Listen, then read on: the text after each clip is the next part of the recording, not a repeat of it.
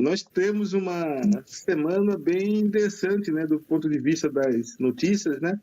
Eu acho que a gente pode começar com as notícias internacionais, né? Teve uma reunião do BRICS lá na Rússia, né, em Kazan, chamada aí, presidida pelo Putin, né? O presidente Lula não pôde estar participando porque ele sofreu um acidente doméstico.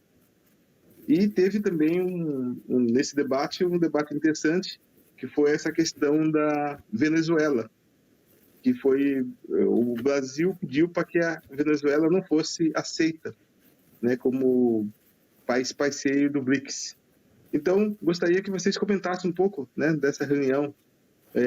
A gente vê que essa reunião do BRICS teve um peso político maior, né, porque está ampliando, né, o bloco do ponto de vista econômico, né, e aí está causando assim uma certa crítica também, né, porque estão vendo que realmente está se constituindo um bloco para enfrentar as economias ocidentais, né. E aí gostaria que vocês comentassem um pouco, né, dessa reunião, como que vocês veem, inclusive a questão da repercussão da imprensa, né, e também essa repercussão da questão da Venezuela, por essa questão de não aceitar a Venezuela como país parceiro do BRICS, né, a pedido do Brasil, né? Gostaria que vocês comentassem essa situação toda, né, dessa reunião. Celso, Professor Celso. Uma boa noite. Tá me ouvindo bem, Celso? E Paulo? Estou ouvindo bem. Estou ouvindo bem. Sim. Maravilha. Então, olha, o presidente Lula cometeu um erro gravíssimo com essa política, que é, a rigor, uma política estabelecida pelos Estados Unidos e pela OTAN. Há um chavão que foi construído pelo cantor Chico Buarque, que dizia a respeito à chamada política ativa e altiva do Brasil, que o Brasil não falava grosso com a Bolívia, com o Paraguai, e o que nós tivemos nesse momento é o Brasil falando fino com os Estados Unidos e grosso com a Venezuela. Um erro grave do presidente Lula e que está repercutindo muito mal na base do Partido dos Trabalhadores.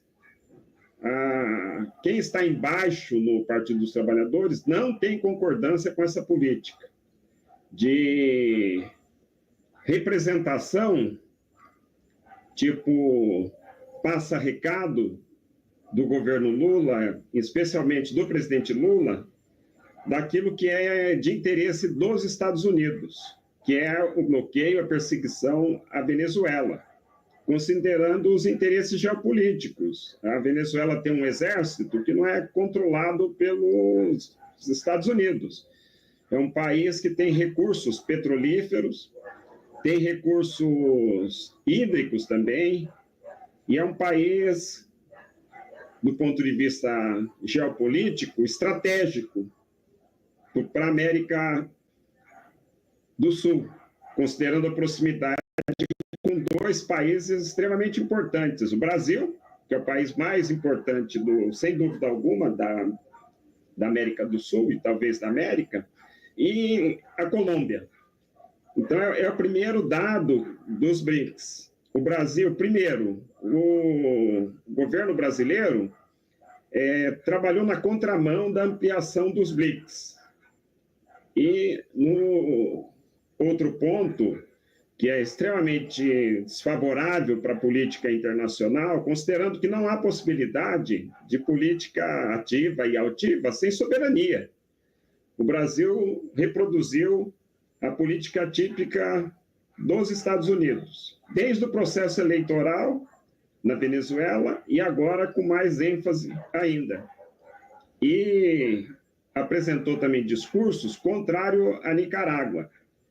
Então, esses dois dados são importantes, e também atuou contra a ampliação dos BRICS, porque na ótica do governo brasileiro, a ampliação dos BRICS, ou do BRIC, ou dos BRICS, a ampliação, ela entraria em choque com aquilo que é caracterizado como Ocidente, o que é algo absolutamente fundamental no momento, por uma pluralidade do ponto de vista de interesses, além daqueles que são encabeçados e que transitam pelo mundo para assegurar privilégios para os Estados Unidos e para os países que estão na OTAN.